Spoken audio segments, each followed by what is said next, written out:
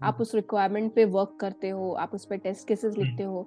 तो जब हम लोग प्रोडक्ट बेस्ड में रहते हैं, तो अगर हमें वो रिक्वायरमेंट पे कुछ इनकम्प्लीट रहता है, तो हम लोग डायरेक्टली एक दूसरे से कॉन्टैक्ट कर सकते हैं ट्रू। कि मुझे ये रिक्वायरमेंट समझ नहीं आ रहा है। या आप लेटर फेज में भी, it's not only on the initial phase while requirement, जब हमारे पास रिक्वायरमेंट आता है, बस उस फेज में ही नहीं, अगर हमें बाद में भी आता है, तो हम ठीक है, रिक्वायरमेंट गैदरिंग का आपको बहुत सारा अच्छा अच्छा एकदम हाई क्लास डेफिनेशन मिल जाएगा। हाँ। लेकिन वो डेफिनेशन बहुत रटने वाले रट लेते हैं कि चलो ठीक है, अगर ये सामने वाला पूछेगा तो मैं उसको ये एक्सप्लेन कर दूंगी। हम्म। बट वो रट के उसको बोलना is not a big task. वो हम्म। कोई भी बोल सकता है, लेकिन उसको समझना ये एक बहुत इंपॉर्टेंट चीज होता है। तो बीइंग अगर आप फ्रेशर हो, ये जो एक टर्म्स है, टर्मिनोलॉजी है, उसको एक प्रॉपर डेफिनेशन। तो बीइंग अ टेस्टर, प्रोडक्शन पे बग नहीं आना चाहिए, ये एक फैक्ट है। आइदर वो मैनेजमेंट के टर्म्स में बोलो, या डेवलपर्स के टर्म्स में बोलो, या टेस्टर्स के टर्म पे बोलो, प्रोडक्शन पे बग आना is not a good good image. True. नहीं आना, वो हमेशा एक कोशिश रहना चाहिए। बट आपने बोला है कि सब एक इंसान है, इंसान से ही गलती होता है। एग्जैक्टली। तो या डेफिनेटली इंसान से ही गलती होता है। अगर इन केस बग आ जाता है तो क्या करना चाहिए? बट मुझे जान उसके बारे में कुछ भी नहीं पता था। ओके। तो जब ज्वाइनिंग हुआ, it was a virtual joining.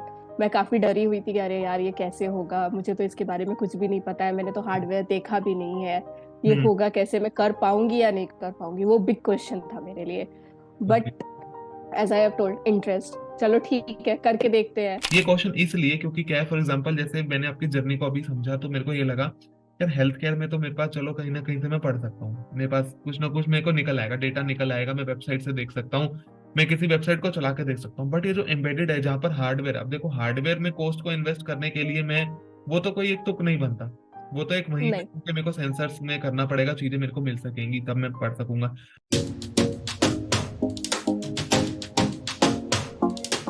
Hi Nikki, first of all, a very warm welcome to my channel. That is for testing. How are you? Yeah, hello Gandhav, I am fine, what about you? I'm also very fine. Thanks for asking, and first of all, thanks for joining also. And अगर हम आज के podcast की बात करें तो आज के पॉडकास्ट में एक ऐसे डिफरेंशिएशन टॉपिक को लेके बात होने वाली है कि जिसके मन में फ्रेशर्स हो या एक्सपीरियंस हो, जिनको स्विच करना है, तो सबसे बड़ा ये रहता है कि मैं सर्विस बेस्ड ऑर्गेनाइजेशन में एंट्री करूं कि प्रोडक्ट बेस्ड में ऑर्गेनाइजेशन में एंट्री करूं। क्योंकि टेस्टिंग की अप्रोच हमेशा डिफर करती है ऑर्गेनाइजेशन टू ऑर्गेनाइजेशन। एंड अगर आपके एक्सपीरियंस की बात करूं तो आपको सर्विस का भी एक्सपीरियंस है, and currently you are working with product based. So in this podcast we are going to discuss कि किस किस तरीके से टेस्टिंग एक डिफरेंशिएशन होती है in terms of approach, in terms of reporting and many more. And अगर हम बात करें, मैं डायरेक्टली क्वेश्चंस पे नहीं जाऊंगा कि जो मैंने प्रिपेयर की है, क्वेश्चंस को डायरेक्टली जम करने से पहले मैं चाहता हूँ आप एक छोटा सा अपना इंट्रोडक्शन और जर्नी शेयर कर दो, ताकि ऑडियंस को एक बेटर इंसाइट हो जाए कि आपने अपनी जर्नी कैसे स्टार्ट की थी। So over to you now. Yeah, thank you, Gandhav. So my name is Nikki Mehrotra, and I am working as a software engineer in IFM Engineering Private Limited. And as you have said, I have experience of both service and product based. So I have total around 6 years of experience, half half, 3 years product based and 3 years service based. Okay. So yeah, uh, I have. So initially, I have started working as a developer, but after a few months, I thought that no, testing will be the right path for me, because it just come up with my testing approach. I saw people कि अरे वो कैसे test कर रहे हैं, वो क्या कर रहे हैं, मुझे ये इंटरेस्ट आ रहा है, मुझे ये करना है। So when I saw my colleagues working on the testing projects, मैं उनको आइडियाज देती थी, देखो ना ऐसे करो, ये मजा आएगा, इसको करो, you will definitely find a bug out of it. So okay. ये सब चीज लगा, उसके बाद मुझे लगा कि मैं उनको आइडिया दे रही हूँ, क्या मैं भी ये कर सकती हूँ? So hmm. Just for a test I started testing, but later I found that कि नहीं, ये ज्यादा इंटरेस्टिंग चीज है, इसमें मुझे इंटरेस्ट भी आ रहा है, एंड आई थिंक कि मैं इसमें ज्यादा बेटर कर सकती हूँ। So okay. That's why I started, and मुझे रिग्रेट नहीं है इस चीज का कि मैंने डेवलपमेंट क्यों छोड़ा, मैं टेस्टिंग में क्यों गई। So actually it's interesting for me, so I have started working as a tester, okay. That's and in future also I'm thinking to continue in the same path, because लोग मुझसे पूछते हैं कि कब तक टेस्टिंग में करोगी, अब तुम अपना पाथ चेंज करो, go to scrum, go to agile master and all. But मैं उनको यही बोलती हूँ, अभी मुझे करने दो, अभी ये इंटरेस्ट चल रहा है, इंटरेस्टिंग भी है, लर्निंग भी है, it's not about only interest, इसमें लर्निंग भी है, आप इसमें अपना स्किल्स भी दिखा सकते हो। So actually it's good path for me, and I think जो जिसको जिसको इस चीज में इंटरेस्ट है, they hmm. can continue with that. That's perfect, because एक इंटरेस्ट ऐसी चीज होती है ना जो आपकी लर्निंग को कभी रोकती नहीं है, क्योंकि आपको Yes, क्यूरियस correct. माइंडसेट हो जाता है कि यार ये होता है तो मैं कर सकता हूँ या कर सकती हूँ, जो भी एक माइंडसेट होता है। एंड उस माइंडसेट को अवेयर करने की भी कोई बाउंड्री नहीं है, क्योंकि हमारे पास एक ही एस्पेक्ट पहले से ही है कि मेरा इंटरेस्ट है, और इंटरेस्ट के थ्रू सारी हाँ दुनिया में सबसे बड़ी चीज ये है। हाँ, अगर आपको इंटरेस्ट है किसी चीज में तो डेफिनेटली आप उसमें अच्छा ही करोगे। हाँ, हमेशा फॉल डाउन होता है, नो डाउट। हम्म। बहुत सारा ऐसा टाइम आता है जिसमें ओपनिंग्स कम रहती है, स्कोप थोड़ा कम रहता है, बट पाथ क्लोज नहीं होता है। अगर आपको इंटरेस्ट है तो आप उसमें ही, उस फील्ड में ही बहुत कुछ कर सकते हो। एग्जैक्टली। व्हाट आई फील, या। That's perfect. मैं थोड़ा सा इसी में थोड़ा सा और ब्रीफ में और चीजों को जानना चाहता हूँ कि जैसे फॉर एग्जांपल करंटली आप आईएफएम इंजीनियरिंग में as a software engineering work कर रहे हैं, सो आप कौन सा मतलब किस चीज पे टेस्टिंग करते हैं, थोड़ा सा एक बेटर इंसाइट के लिए ऑडियंस के लिए। Yeah so before moving to soft IFM का project, I will tell you कि मैंने किस किस डोमेन में काम किया है। So yes. Initially I have started working with health care domain. So उस डोमेन में it was quite not simple, तो नहीं था। हेल्थ हम्म। केयर है, बहुत सेंसिटिव प्रोजेक्ट्स रहते हैं उसमें, डेटाज रहता है। So but I have started working when this corona was not there. Okay. तो वन ऑन वन इंटरेक्शन था, so everything was on track. मुझे कुछ भी प्रॉब्लम होता था, I used to contact people. Hmm. But जब मैंने स्विच किया आईएफएम में, तो वो हम्म। एकदम पीक पॉइंट था कोरोना का, मार्च में। यस। जब कोरोना आया था उसी समय मैंने स्विच किया था। Okay. So at that point of time when I got the offer, I knew that this company is dealing with embedded domain projects. मुझे हार्डवेयर के साथ डील करना पड़ेगा, but embedded domain was very new for me. बस मैंने okay. एक term सुना था, अच्छा embedded कुछ होता है, बट मुझे उसके बारे में कुछ भी नहीं पता था। ओके। तो जब ज्वाइनिंग हुआ, it was a virtual joining. मैं काफी डरी हुई थी कि अरे यार ये कैसे होगा, मुझे तो इसके बारे में कुछ भी नहीं पता है, मैंने तो हार्डवेयर देखा भी नहीं है, ये हम्म। होगा कैसे, मैं कर पाऊंगी या नहीं कर पाऊंगी, वो बिग क्वेश्चन था मेरे लिए। Okay. But as I have told, interest, चलो ठीक है करके देखते हैं, हो ही जाएगा, कोई रॉकेट साइंस नहीं है। I got this rocket science term from one of my colleague in IFM engineering. मैंने उनसे बोला कि क्या मैं कर पाऊंगी इस चीज को, हम्म। क्योंकि मैं प्रीवियस ऑर्गेनाइजेशन में भी उनके साथ काम कर रही थी और वो यहाँ पे भी मिले मुझे। तो उन्होंने बोला कि अरे तू कर लेगी, ये कोई रॉकेट साइंस नहीं है, यू विल डू इट, जब मैं कर सकता हूँ तो तू भी कर सकती है। तो वो एक कॉन्फिडेंस लेवल बूस्टअप हुआ कि चलो ठीक है करके देखते हैं। फिर मैं आई यहाँ पे, मैंने एम्बेडेड, मैंने सीखा ओके। कि होता क्या है। हम्म। बट आई मस्ट अप्रिशिएट, जो केटी सेशंस था स्टार्टिंग में मेरा, वो हम्म। बहुत ही अच्छा था, जिसकी वजह से मुझे एक्चुअल में नॉलेज हुआ कि ओके एम्बेडेड डोमेन कैसे वर्क करता है। तो आई ब्रीफ अबाउट इट कि एम्बेडेड डोमेन होता क्या है इन, यस प्लीज। यू कैन के you can say in a layman language. सो एक हार्डवेयर रहता है, एक सॉफ्टवेयर रहता है। हार्डवेयर को सॉफ्टवेयर से इंटीग्रेट करते हैं, उसका हम लोग वर्क देखते हैं कि अच्छा अगर हम लोग सॉफ्टवेयर में ऐसा कुछ चेंजेस किए हैं तो वो हार्डवेयर में कैसा हो रहा है। ओके। तो I give you an example कि हमारा एक डिस्प्ले सेंसर है, राइट। हम्म। डिस्प्ले सेंसर है, उसमें डिफरेंट डिफरेंट लाइट्स चलते हैं। एक बहुत छोटा सा एग्जांपल है, परफेक्ट। डिफरेंट डिफरेंट लाइट्स चलते हैं। हम्म। तो हार्डवेयर में क्या होता है कि हमें जाके वो बटन को क्लिक करना रहता है वो लाइट जलाने के लिए, हम्म। राइट। बट अब हम उसको सॉफ्टवेयर से इंटीग्रेट कर रहे हैं, तो हम्म। हमारे सॉफ्टवेयर में भी अवेलेबल रहते हैं ऑप्शन, ओके हमें रेड लाइट चूज करना है, ग्रीन लाइट चूज करना है, ब्लू लाइट चूज करना है। तो हम्म। हार्डवेयर से तो हमने चेक कर लिया, ओके ये बटन पे क्लिक किया मैंने तो ओके हार्डवेयर में ये लाइट जलने लगा। But okay. वो हो गया हार्डवेयर टेस्टिंग। अब हमें सॉफ्टवेयर से के थ्रू चेक करना है कि हमारा हार्डवेयर वर्क कर रहा है कि नहीं कर रहा है, राइट। ओके। तो अब हम अपने सॉफ्टवेयर में चेक किए, वो ऑप्शंस डाला हमने, ओके हम्म। ये पहले इनिशियली रेड लाइट चल रहा था, अभी मैंने ऑप्शन चेक चेंज किया उसको कि मैंने ब्लू लाइट ऑप्शन सेलेक्ट किया, उसको राइट किया। जब मैंने राइट किया तो मुझे वो दिख रहा है सामने में, वो हार्डवेयर में, कि ओके हम्म। मैंने अभी ब्लू लाइट चेक किया है तो उस डिस्प्ले सेंसर में जो है ब्लू लाइट जलने लगा। तो हाँ। ये क्या हो गया, हार्डवेयर से सॉफ्टवेयर सॉफ्टवेयर। से इंटीग्रेट होके वो हार्डवेयर में रिफ्लेक्ट हुआ चेंजेस। तो okay. In a simple term, in a very shorted form, we can say कि ओके मैंने सॉफ्टवेयर में कुछ चेंजेस किए जिससे मेरा हार्डवेयर में चेंजेस हुआ। तो हार्डवेयर एंड सॉफ्टवेयर दोनों का इंटीग्रेशन है, एक प्रॉपर इंटीग्रेशन है, तो इसको हम लोग टर्म यूज कर सकते हैं एम्बेडेड डोमेन। ओके। आप एंड इसी में ही दो क्वेश्चंस मेरे निकलते हैं आपके पूरे इस इंट्रोडक्शन में और जो आपने एम्बेडेड के बारे में बताया। पहला क्वेश्चन बहुत हम्म। सिंपल है, आपने ना केटी सेशंस के ऊपर बात की है, नॉलेज ट्रांसफर। हाँ। ये एक ऐसी चीज है कि ये आपकी दिशा और दशा ये दोनों बदल सकती है। फॉर एग्जाम्पल, जैसे क्या होता है कि हम डरते इसलिए हैं क्योंकि हमें ना मन में ये होता है कि क्या मैं ये कर पाऊंगा या कर नहीं कर पाऊंगी, ये वाला एक ना एस्पेक्ट रहता है हमेशा। वो हम्म। तब दूर होता है जब हमें कोई हम उसी करंट प्रोजेक्ट का पर्सन जब हमें उस चीज का नॉलेज देता है, in any of the mode, की वो टीम्स के थ्रू बता रहा है, जूम के थ्रू बता रहा है, स्क्रीन शेयर करके हम्म। बता रहा है, कुछ भी, उसका जो बताने का तरीका होता है वो कॉन्फिडेंस देता है। सो मेरा आपसे हम्म। सिंपल क्वेश्चन ये है कि किस तरीके से केटी सेशन की जो टेक्निक है, एज अ टेस्टर, मैं अपनी ऑर्गेनाइजेशन, करंट ऑर्गेनाइजेशन को छोड़ के जा रहा हूँ, एक नया पर्सन हायर हो चुका है, मुझे अपने सेम प्रोजेक्ट की केटी उसको देनी है, ताकि मेरे पास तो कॉन्फिडेंस आ गया क्योंकि मेरे पास उसके ऊपर का वर्क एक्सपीरियंस आ गया, बट सामने हम्म। वाले के लिए वो एक बिल्कुल एक नया मॉड्यूल है। जैसे फॉर एग्जांपल वो आप हो, आप हेल्थ केयर से एम्बेडेड में आ गए, अभी तो जमीन आसमान हम्म। का फर्क है, एक तो बिल्कुल ही है एक ऐसा हाँ। सेंसिटिव चीज, और दूसरा हार्डवेयर सॉफ्टवेयर का कॉम्बिनेशन वाला इंटीग्रेशन पार्ट हो गया थोड़ा सा। तो दोनों के हम्म। लिए अलग अलग चीज है। तो किस तरीके से केटी सेशंस की टेक्निक्स को आप रिकमेंड करोगे बाकी एक्सपीरियंस इंडिविजुअल्स के लिए, ताकि उनके थ्रू वो जिनको भी केटी दे कॉन्फिडेंस बिल्ड रहे उनका?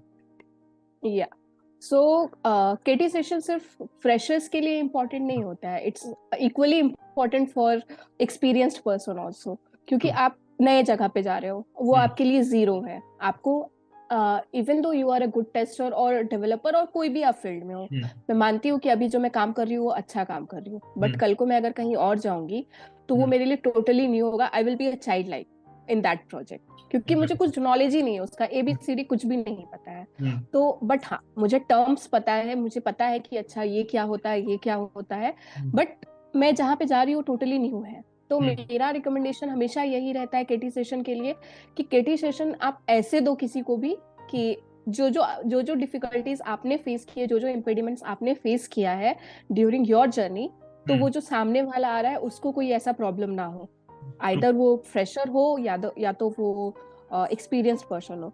हाँ, फ्रेशर के लिए ज्यादा प्रोसेस रहता है, फ्रेशर के लिए ज्यादा आपको एफर्ट्स दिखाना पड़ता है केटी सेशन में, जो कि एक्सपीरियंस्ड के लिए नहीं रहता है। हम्म। बट केटी सेशन एक ऐसा चीज होता है कि अगर आपको प्रॉपर केटी मिला तो definitely with in 2 weeks, 3 weeks और मंथ आप बहुत अच्छा परफॉर्म करोगे उस पे। केटी सेशन मतलब मैं अगर किसी को केटी सेशन दे रही हूँ तो आई विल मेक श्योर कि जो प्रॉब्लम्स मुझे आए थे, जो हम्म। टर्म्स मुझे नहीं पता था कि अच्छा ये कैसे होता है, ये कैसे होना चाहिए, तो मैं उनको स्पेसिफाई कर दूं कि अच्छा जैसे मैं अपने केटी सेशन के बारे में बताती हूँ कि मुझे बहुत ही अच्छा केटी सेशन मिला था। I must appreciate my colleagues, hmm. उन्होंने बहुत अच्छा जब मैं एम्बेडेड डोमेन में आई उन्होंने मुझे बहुत अच्छा दिया था केटी हम्म। सेशन। इसकी वजह से मैं इस प्रोजेक्ट में टिक पाई एंड मैंने काफी अच्छा परफॉर्म भी किया। तो हम्म। जब मैं स्टार्टिंग में आई थी तो एक टर्म होता था ऑनबोर्डिंग। हम्म। वो ऑनबोर्डिंग मतलब सब यही समझेगा कि वर्चुअल ऑनबोर्डिंग है, हाँ। ऑनबोर्ड कर हम्म। रहे हो आप न्यू मेंबर को, तो ये एक ऑनबोर्डिंग न्यू टर्म होता है। लेकिन उनके टर्म्स में, प्रोजेक्ट के टर्म में ऑनबोर्डिंग था कि आपका एक मास्टर कनेक्टेड है, उसमें डिफरेंट सारा सेंसर्स होगा, तो वो सेंसर तब डिस्प्ले होगा जब आप उसको ऑनबोर्ड करोगे। तो एक ओके। वो टर्म था ऑनबोर्डिंग। तो वो लोग स्टार्टिंग में ऑनबोर्डिंग ऑनबोर्डिंग यूज करते थे, मुझे लगता था कि मैं रिलेट नहीं कर पाती थी इस चीज को, अच्छा हम्म। ये ऑनबोर्डिंग वो ऑनबोर्डिंग क्या है। तो वही मैंने क्वेश्चन पूछा कि व्हाट इज दिस ऑनबोर्डिंग, ये ऑनबोर्डिंग होता क्या है। हम्म। तो उन्होंने मुझे वो ऑनबोर्डिंग टर्म को डिफाइन किया कि ये ऑनबोर्डिंग मतलब ये होता है, ये प्रोसेस होता है, इसको हम लोग ऑनबोर्ड करते हैं, तो ये जो प्रोसेस रहता है इसको हम लोग ऑनबोर्डिंग करते हैं। तो ओके। मैं वो समझी कि अच्छा ये ऑनबोर्डिंग वो ऑनबोर्डिंग से काफी डिफरेंट है। तो अब ओके। मैं जब फर्दर केटी देती हूँ तो मैं उनको पहले ही समझा देती हूँ कि listen, this term is called onboarding. Onboarding ये प्रोसेस होता है जिसमें हम लोग हम्म। ये प्रोटोकॉल्स फॉलो करते हैं। ओके। तो इस तरीके से क्या होता है कि जो मैंने फेस किया प्रॉब्लम, हम्म। एक क्योंकि मुझे लगता है कि जो भी एक नया आएगा उसको ऑनबोर्डिंग मतलब एक वही टर्म पता रहेगा। हाँ, तो मतलब प्रोजेक्ट वाला ऑनबोर्डिंग का कंसेप्ट, हाँ, कोविड के बाद प्रोजेक्ट वाला, वो नाम ही वही आ गया ना कि ऑनबोर्डिंग का मतलब, अच्छा भैया घर से हाँ ऑनबोर्डिंग हो रही है, मतलब वर्चुअल हाँ हाँ कम्युनिकेशन आ गया। हाँ हाँ, करेक्ट। तो मैंने अभी रिसेंटली मेरे प्रोजेक्ट में एक दो न्यू हायर्स आए थे। तो हम्म। जब मुझे मिला केटी सेशन का मौका तो मैंने उनको सबसे पहले यही बताया कि देखो ये जो टर्म होता है इसको ऑनबोर्डिंग कहते हैं। तो ओके। व्हाट आई फील कि हर एक के लिए कोई भी एक नया काम मतलब अगर आप एक्सपीरियंस्ड भी हो तो कभी ना कभी वो आपके लिए न्यू होगा। आप हम्म वैसे ही एक्सपीरियंस नहीं हो गए, कभी ना कभी आपने जीरो से स्टार्ट किया होगा। तो व्हाट आई exactly, बिलीव कि जीरो से आप 100 पे पहुंचे तो आपको कुछ कुछ इम्पेडिमेंट्स आए होंगे उसमें। तो हम्म आपने क्या क्या प्रॉब्लम फेस किया, मेक श्योर कि जब आप सामने वाले को केटी दे रहे हो तो उसमें उनको वो प्रॉब्लम ना हो। ओके। तो yeah so I believe that this is the main key agenda for a good KT. That's perfect. जिस तरीके से आपने पहले ही बता दिया कि ना आप जो की गेम कीवर्ड का है, क्योंकि वो हर किसी के लिए उसकी अंडरस्टैंडिंग अलग हो सकती है। आपने पहले ही बता दिया कि ऑनबोर्डिंग यस मतलब ये है, तो उनके मन में ये चीज हो गया कि वो रिलेट कर पा रहे हैं उस पर्टिकुलर चीज से, और हर चीज रिलेट हो रहे हैं तो फिर वो उसके अकॉर्डिंग R&D भी कर सकते हैं और डीप जाने के लिए। वो एक अलग एस्पेक्ट हो गया। यस। हाँ इ, इसी हाँ, में तो वो आपको सब कुछ एक्सप्लेन सब कोई नहीं कर सकता है, ये तो आपका हाँ लर्निंग है। यस आपको आपका आपका आपका इनहेंस कैसे करना है नॉलेज, ये तो सिर्फ और सिर्फ हाँ आप पे डिपेंड कर सकता है। सामने वाला बस गाइड कर सकता है उस चीज को। एग्जैक्टली। सो इसी में मेरा एक नेक्स्ट क्वेश्चन ये है कि एम्बेडेड टेस्टिंग जो है वो किस तरीके से डिफरेंशिएट करती है other type of software testing में। फॉर एग्जांपल हेल्थ हो गया, हेल्थ को मैंने एक एग्जांपल ले हम्म लिया। तो टेस्टिंग है, डिफरेंट डिफरेंट अप्रोचेस रहते हैं। हम्म जैसे हेल्थ केयर डोमेन है तो उसमें डेटा मैटर करता है, उसमें आपका रिकॉर्ड्स मैटर करता है कि क्या है क्या नहीं है। बट उसमें सॉफ्टवेयर एंड हार्डवेयर का उतना एज सच इंटीग्रेशन नहीं होता है, हम्म क्योंकि आपके पास एक एप्लीकेशन है। आप जैसे मैं अपने ही प्रोजेक्ट के बारे में बताती हूँ जो मेरा पास्ट एक्सपीरियंस रहा है। हम्म उसमें एक मतलब एप्लीकेशन रहता है जिसमें आप बीपी मेजर कर सकते हो अपना, आप डायबिटीज लेवल हम्म मेजर कर सकते हो। तो दैट इज डिफरेंट पर्सपेक्टिव। उसमें आप अपना रिकॉर्ड्स लिए, आप अपना रिकॉर्ड्स चेक किए। अगर आपका रिकॉर्ड सही है तो वो आपके फ्रेंड्स के साथ शेयर होगा, लेकिन अगर कुछ सीवियर है, उसमें कुछ सीवियर लग रहा है, तो वो ओके डायरेक्ट आप आपके फ्रेंड्स एंड फैमिली के साथ, इवन डॉक्टर के साथ भी आप डायरेक्टली शेयर कर सकते हो। तो दैट इज डिफरेंट थिंग कि to maintain you healthy. But अगर एम्बेडेड का आता है तो बात, तो एज आई हैव टोल्ड कि वो एक हार्डवेयर का प्रॉपर इंटीग्रेशन है। ओके मतलब हार्डवेयर में डिफरेंट डिफरेंट तरीके का हार्डवेयर रहता है, but mainly IFM is dealing with different type of sensors. So okay different type of sensors, like there are many vibration sensors, display sensors, okay temperature sensors. So they are dealing with different kind of sensors जो आपको software के साथ integrate होता है। उनका बहुत सारा project रहता है जो डील करते हैं डिफरेंट टाइप ऑफ सॉफ्टवेयर की वो कैसे वर्क करेगा, क्या होगा।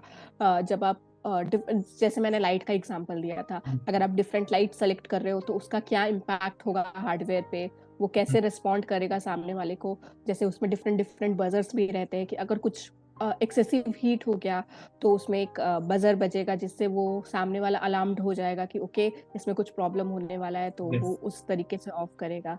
सो या इसी में एक छोटा सा है, जैसे मैं आपकी जर्नी पे थोड़ा सा वापस आना चाहूंगा। जब सर्विस और प्रोडक्ट की बात होती है ना, तो कॉम्बिनेशन सबसे पहले यही आता है कि सर्विस में दुनिया क्यों जाना चाहती है और प्रोडक्ट में दुनिया क्यों जाना चाहती है। इसके लिए एक माइंडसेट ही होता है कि टेस्टिंग की अप्रोच क्या है। मॉनेटरी फैक्टर पे हम नहीं जाएंगे, वो एक बहुत डिफरेंट गेम है। टेस्टिंग अप्रोच क्या है मेरे को आपके एक्सपीरियंस के अकॉर्डिंग जानना है, क्योंकि 6 इयर्स 50% सर्विस 50% प्रोडक्ट, 3 साल 3 साल। तो 3 साल में क्या फर्क है मतलब टेस्टिंग अप्रोच में, मैं जानना चाहता हूँ। So one of the major difference which I believe in product based and service based is हम्म कि जब मैं सर्विस बेस्ड में थी, मुझे रिक्वायरमेंट गैदरिंग एक फेज होता है, राइट? कि यस जिसमें आप डिस्कस करते हो अबाउट रिक्वायरमेंट्स कि वो हम्म क्या रिक्वायरमेंट होना चाहिए, वो रिक्वायरमेंट आप तक पहुंचता है, आप उस रिक्वायरमेंट पे वर्क करते हो, आप उस पर टेस्ट केसेस लिखते हो। तो जब हम लोग प्रोडक्ट बेस्ड में रहते हैं तो अगर हमें वो रिक्वायरमेंट पे कुछ इनकम्प्लीट रहता है तो हम लोग डायरेक्टली एक दूसरे से कांटेक्ट कर सकते हैं ट्रू कि मुझे ये रिक्वायरमेंट समझ नहीं आ रहा है। या आप लेटर फेज में भी, it's not only on the initial phase while requirement, जब हमारे पास रिक्वायरमेंट आता है बस उस फेज में ही नहीं, अगर हमें बाद में भी आता है तो हम उस रिक्वायरमेंट को चेंज कर सकते हैं, राइट? मतलब चेंज कर सकते हैं या उससे हम लोग डिफरेंट रिक्वायरमेंट बना सकते हैं कि ये रिक्वायरमेंट थोड़ा सा इनकम्प्लीट लग रहा है, इसका डेवलपमेंट थोड़ा सा वीक है, इसको हम लोग और इस तरीके से इनहेंस कर सकते हैं। तो we okay can do like that. But in service based में क्या होता है कि हमारे पास रिक्वायरमेंट आता है, अगर हम उस रिक्वायरमेंट में कुछ चेंजेस, सर्विस प्रोडक्ट बेस्ड में ये थोड़ा इजी हो जाता है कांटेक्ट करना, hmm because you are the only one, you have a team, there is no such term called client. आपका कोई हम्म क्लाइंट नहीं होता है जिससे आप बात करने से घबराते हो, या हम्म ऐसा लगता है कि अरे यार इससे बात कर देंगे तो मैनेजमेंट वाला ये बोलेगा वो बोलेगा। ये एक्चुअल में ये सीन होता है किसी भी कंपनी में।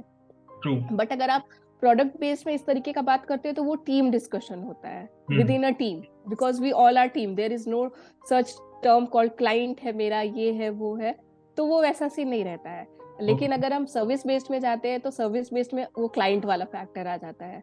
सो instead of going directly to client, we will make sure कि हम जो बात कर रहे हैं वो हमारे टीम, मतलब हमारा जो मैनेजर है, हमारा जो बीए है, वो सब चीज सही है या नहीं है।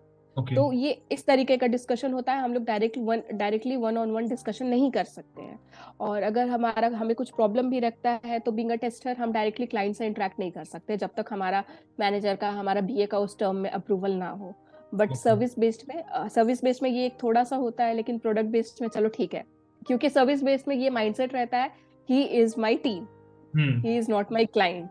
ये टीम है, टीम मेंबर से आप कुछ भी डिस्कस कर सकते हैं, वेदर ओके इट्स वैलिड और इनवैलिड। हमारे पास जो भी क्वेश्चन है, जो भी डाउट है, हम डायरेक्टली क्लियर कर सकते हैं अपनी टीम मेंबर से। बट ये चीज़ हम लोग क्लाइंट के साथ नहीं जाते, क्योंकि क्लाइंट के साथ अगर हम बात कर रहे हैं तो हमारे पास उसका पूरा प्रॉस एंड कॉन्स क्या है, क्या नहीं है, उसका आउटकम क्या होना चाहिए, ये सब सारा डिटेल्स हमारे पास होना चाहिए। तो ओके वो डिस्कशन उस टाइप का डिस्कशन नहीं रहता है जितना सर्विस बेस्ड में रहता है। That's perfect. जिस तरीके से आपने डिफरेंशिएशन कर दिया कि क्या है, जब क्लाइंट की बात आती है तो क्लाइंट में मैं टू सीज को मानता हूँ। क्लाइंट और क्लाइंट से बात करने के लिए सबसे अच्छी चीज आपको आनी चाहिए कम्युनिकेशन। सो हाँ कम्युनिकेशन स्किल्स का क्या इंपॉर्टेंस है from the perception of tester basically. इस क्वेश्चन को पूछने का एजेंडा बहुत सिंपल है। ज्यादातर क्लाइंट फेसिंग साइड पे डेवलपमेंट ही होता है या बिजनेस एनालिस्ट ही होता है जो आगे जाके फ्रंट फुट पे हाँ खड़ता है, और टेस्टर्स का नाम नहीं आता। ये कटु सत्य है, इसमें कुछ छुपाने वाली बात नहीं है। बट जब अगर हाँ टेस्टर सामने आ जाता है सर्विस बेस में, तो क्लाइंट अलग से बिलिंग देने के लिए भी रेडी होता है, क्योंकि उसके काम को देखते हुए, हर चीज को देख के। लेकिन क्लाइंट ज्यादातर इंडियन मार्केट की बात करें तो हमारे बाहर के क्लाइंट्स होते हैं, तो उनको उन्हीं की लैंग्वेज में, इंग्लिश एक स्टैंडर्ड लैंग्वेज है, लेकिन उस लैंग्वेज में भी कम्युनिकेशन किस तरीके से बातें हो सकती हैं, किस तरीके से वो एक कम्युनिकेशन रोल प्ले करता है। क्योंकि क्लाइंट का मतलब ये नहीं होता hi good morning this is the update, सीधा वो नहीं बातें यहाँ से नहीं नहीं होती। बातें कुछ भी हो सकती हैं कि आज का मौसम कैसा है या कुछ भी। तो वो वे हाँ ऑफ कम्युनिकेशन वो किस तरीके से आपके एक्सपीरियंस के अकॉर्डिंग, बिकॉज आपका सर्विस बेस में एक्सपीरियंस है, सो वो किस तरीके से चीजें आप उसमें अपना गाइड कर सकते हो। या सो अपडेट्स, ये तो एक इम्पॉर्टेंट चीज होता ही है, स्क्रम कॉल होता ही है अपडेट के लिए। हम्म बट आप उससे ही एक्सपेक्ट नहीं कर सकते हो कि मैंने अपना अपडेट दे दिया and that is so basically I am talking about service based yes organisation.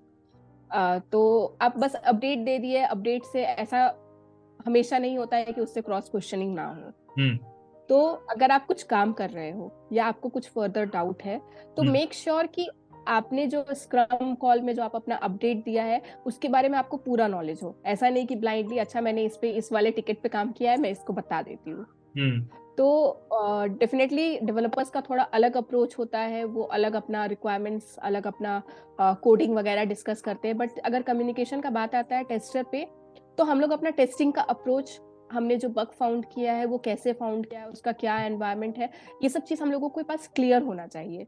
Okay और जैसे मैं अपना एक्सपीरियंस बताती हूँ सर्विस बेस्ड का, कि मैं क्लाइंट से कम्युनिकेट करती थी hmm regarding some specific scenarios, regarding some edge case scenarios, कि हाँ मुझे ये मिला है, वो कैसे मिला है, वो कैसे फाउंड आउट हुआ है।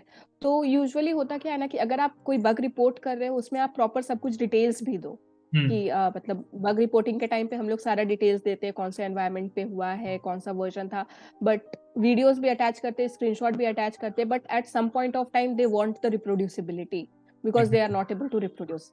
हम्म So during that time of time, that point of time, instead of going through different paths like BA communicate करेगा उससे, आई बिलीव कि टेस्टर को डायरेक्ट कम्युनिकेट करना चाहिए क्लाइंट से, क्योंकि वो क्वेश्चन आया है डायरेक्ट टेस्टर के लिए ही आया है, हमारे लिए आया है तो हम क्यों किसी और के थ्रू जाए। मुझे ये एग्जैक्टली लगता है कि हमें उनसे डायरेक्ट कम्युनिकेट करना चाहिए, और इसके लिए इंपॉर्टेंट होता है communication skills. It's not about English कि आपको एकदम हाई स्टैंडर्ड इंग्लिश आना चाहिए, हाई स्टैंडर्ड इंग्लिश का ही मैटर नहीं करता, एक अंडरस्टैंडेबल इंग्लिश आना चाहिए, क्योंकि most of the clients are English, you know. Yes तो एक बेसिक अंडरस्टैंडिंग होना चाहिए कि हाँ हम उससे क्या बात कर रहे हैं, कुछ भी हम लोग बात नहीं कर सकते हैं उनसे। तो एक एग्जैक्टली बेसिक इंग्लिश आना चाहिए कि जिससे एक वर्ड फॉर्म हो कि हाँ क्या करना है, कैसे करना है।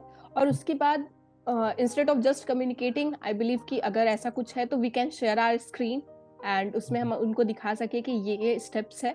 और वी विल मेक श्योर कि while reporting a bug also, और means it's not about bug.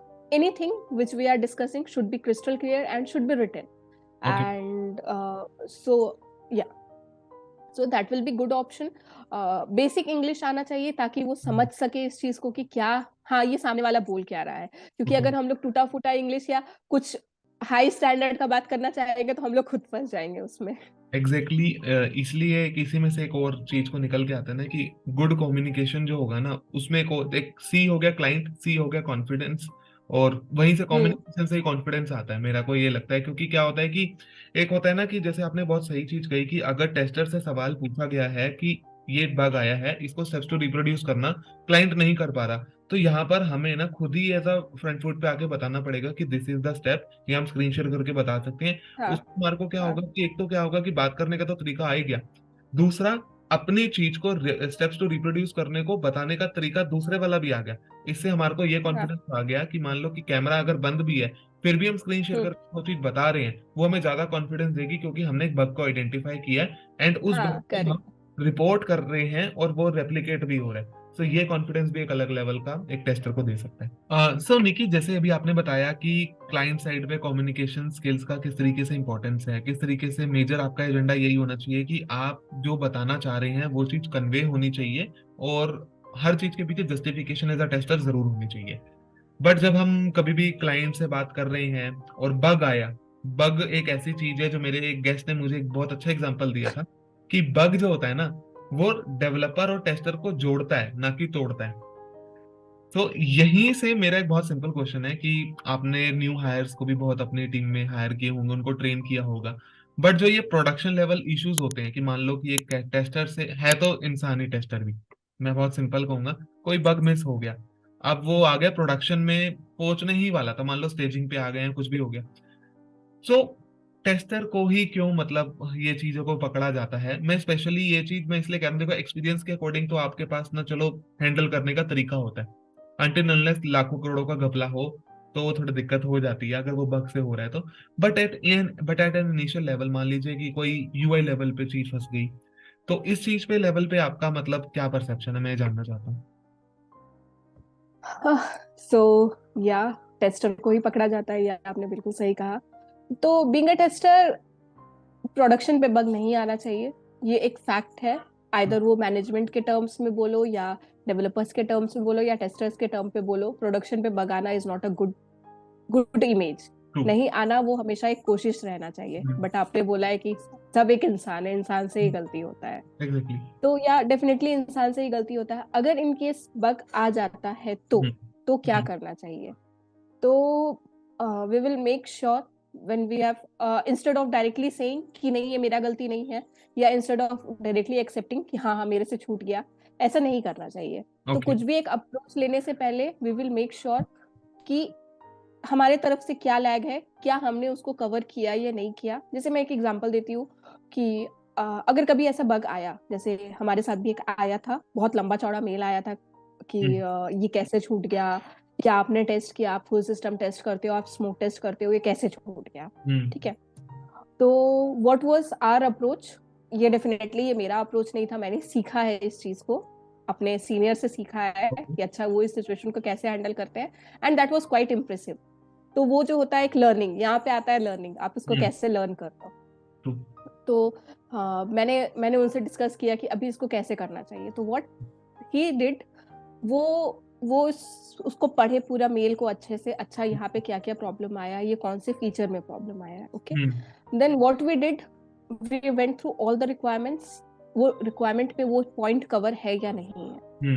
तो अगर वो point, but luckily we were lucky है ना कि वो पॉइंट में वो वाला जो पर्टिकुलर जो फीचर था या वो फीचर का जो भी पार्ट था वो रिक्वायरमेंट में कवर्ड नहीं था। तो we okay. Were on safe side, हमने उनको डायरेक्टली बोल दिया कि ये देखो ये रहा एक रिक्वायरमेंट है, ये रहा रिक्वायरमेंट नंबर, इसके रिलेटेड ये रहा हमारा टेस्ट केस, और इसके रिलेटेड जो हमने टेस्टिंग किया है, तो as per this requirement and this test case we have found this many number of bugs, but as this particular part of feature was not a part of requirement, इसकी वजह से ये हमने इस पे फोकस नहीं किया, एंड रिक्वायरमेंट से वो मैच नहीं हुआ तो हम लोग क्यों जाए उसमें दिमाग लगाने।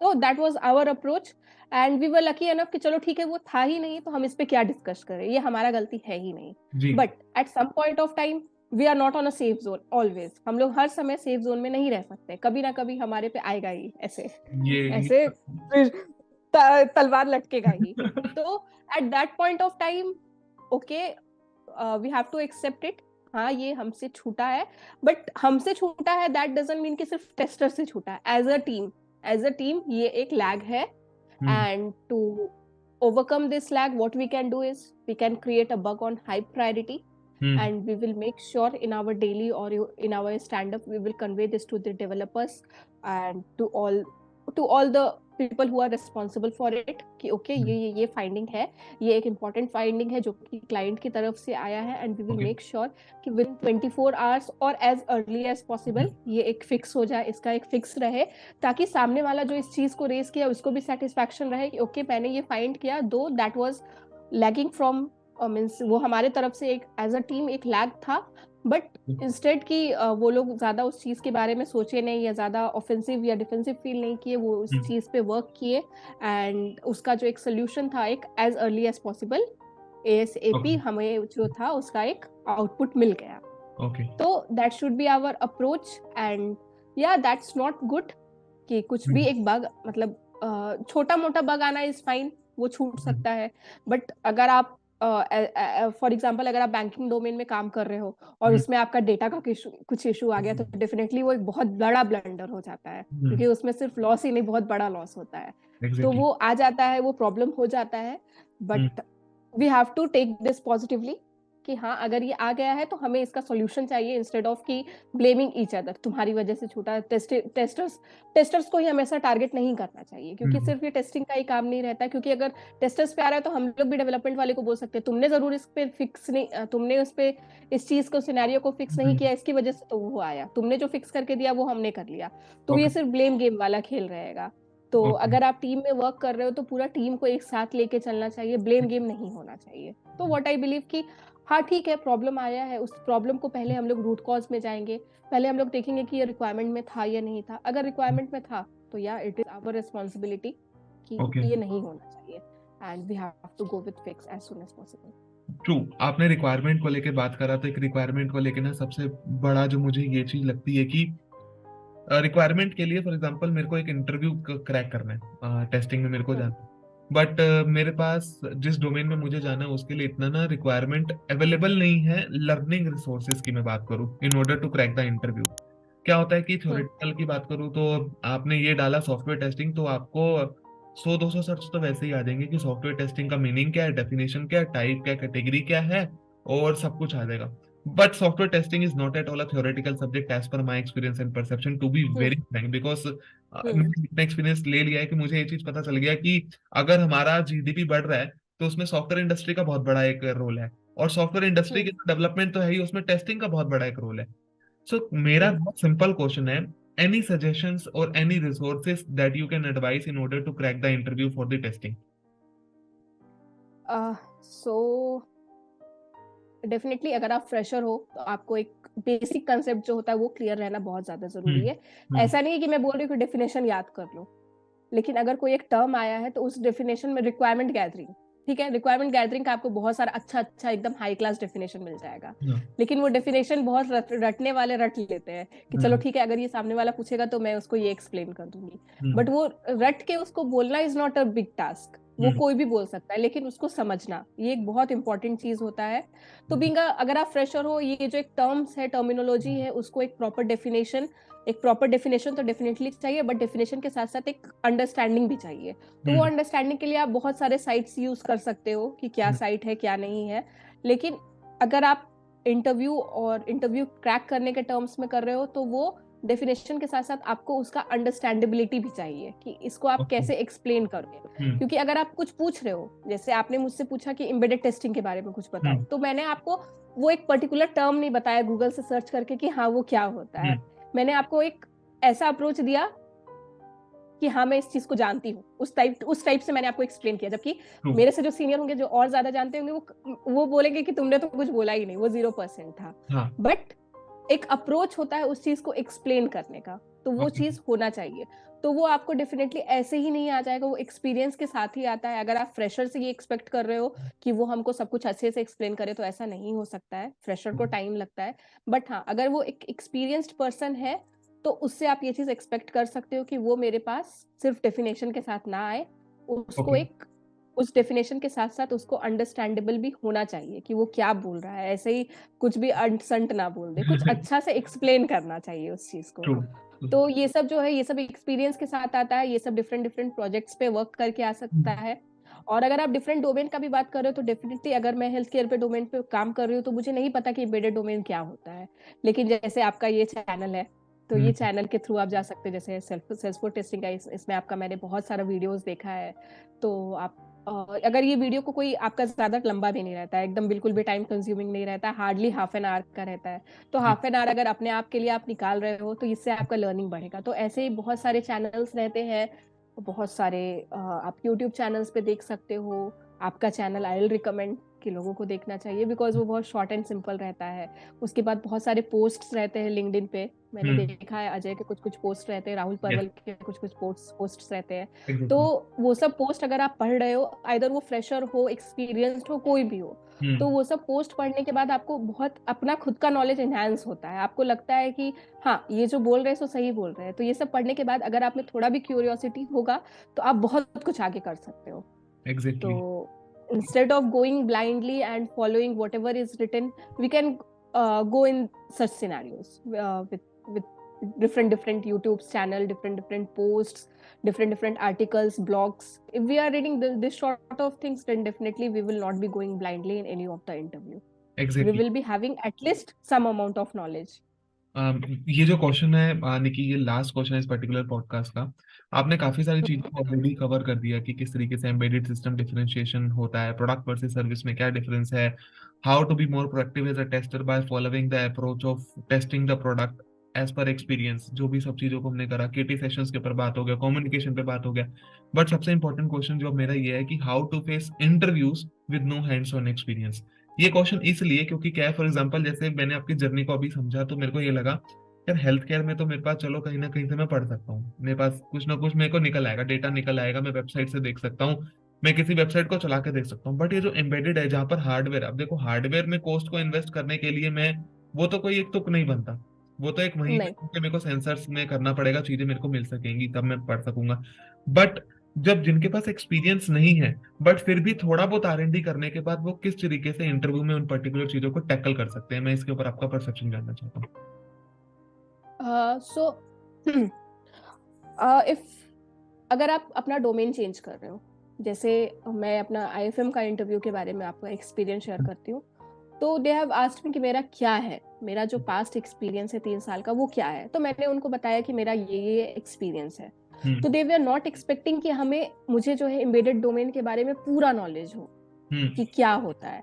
तो नो वन इज एक्सपेक्टिंग कि अरे भाई इसका जो पास्ट एक्सपीरियंस रहा ही नहीं है तो हम्म। उसके बारे में वो कैसे अपना नॉलेज बता सकता है। हम्म। डेफिनेटली मैं नहीं बता सकती हूँ। जी। लेकिन हाँ, जो भी इंटरव्यूअर रहता है सामने वाला, इस चीज को जरूर एक्सपेक्ट करता है कि जो भी मेरा जो पास्ट नॉलेज था उसको मैं अपने करंट मतलब करंट के साथ कैसे इम्प्लीमेंट कर सकती हूँ। जी। तो वो एक इम्पॉर्टेंट चीज होता है कि जो आप अपना पास्ट है उसको आप किस तरीके से नरेट कर रहे हो सामने वाले को। हम्म। आपका मैं किस प्रोजेक्ट में काम कर रही हूँ उसके बारे में आपको बिल्कुल नहीं पता है, आपको 0% नॉलेज है। But hmm. It's my responsibility कि मैं अपना जो भी प्रोजेक्ट है या जो भी मैं काम कर रही हूँ वो आपके सामने कैसे एक्सप्लेन करूँ कि हम्म। आपको कॉन्फिडेंस आए कि हाँ, अगर ये इस प्रोजेक्ट को इस तरीके से अच्छे से एक्सप्लेन कर सकती है तो डेफिनेटली वो मेरे साथ भी ऐसे ही काम करेगी। ओके। तो हाँ, और उनका एम्बेडेड का कुछ कुछ एक पर्टिकुलर सिनेरियोज रहता है, but what I felt by giving interview at IFM कि उनके लिए रिक्वायरमेंट एक बहुत इंपॉर्टेंट चीज होता है। जी। तो वो मुझसे बहुत सारे रिक्वायरमेंट्स का क्वेश्चन किए। तो रिक्वायरमेंट सिर्फ एक एम्बेडेड के लिए ही इंपॉर्टेंट नहीं होता है, आप जिस भी फील्ड पे काम कर रहे हो तो उसके लिए इंपॉर्टेंट होता है। तो व्हाट दे फोकस्ड कि मैं रिक्वायरमेंट को कैसे डील कर रही हूँ। तो जी। उन्होंने मुझसे रिक्वायरमेंट के बहुत सारे सिनेरियोज पूछे, बहुत सारे क्वेश्चन पूछे। हम्म। तो ये ऐसा पर्टिकुलरली एम्बेडेड के लिए क्वेश्चन नहीं था, वो एक जनरल टेस्टिंग के लिए था। हम्म। तो उसका मैंने आंसर किया कि जो मैंने पास्ट जिस प्रोजेक्ट्स पे काम किया तो उसको एनालाइज करके मैंने उसका आंसर दिया। ओके। तो इस तरीके के बहुत सारे ऐसे क्वेश्चंस होते हैं हम्म। जो एक कॉमन क्वेश्चन होते हैं टेस्टिंग के, जो ओके। आपका एम्बेडेड डोमेन हो या डिफरेंट डिफरेंट जो भी XYZ डोमेन हो, तो उस पे आप कैसे कैसे फोकस कर सकते हैं।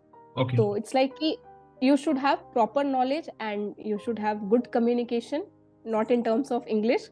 आपको एक्सप्लेन, कम्युनिकेशन मतलब आप उसको एक्सप्लेन कैसे कर रहे हैं। अगर वो सेटिस्फैक्टरी एक्सप्लेनिंग रहता है तो definitely you will be able to crack an interview. And हाँ, अगर आपके पास कोई जैसे बहुत सारे चैनल्स रहते हैं, बहुत सारे टेस्टिंग चैनल्स हैं, तो अगर आपको पता है कि अच्छा इस पर्सन के पास इस चीज का नॉलेज है, तो you can directly go and ask them कि मेरा ये इंटरव्यू है, मुझे इस डोमेन का थोड़ा बहुत नॉलेज चाहिए। तो आप एंड अगर मुझे नहीं लगता है आज के डेट पे अगर आप किसी से जाके पूछ रहे हो तो कोई आप नॉलेज शेयर करने में झिक झिक करेगा। हाँ, तो ये तो करेक्ट है। इट्स हाँ, तो अगर ऐसा कुछ आता है you can go and directly ask them.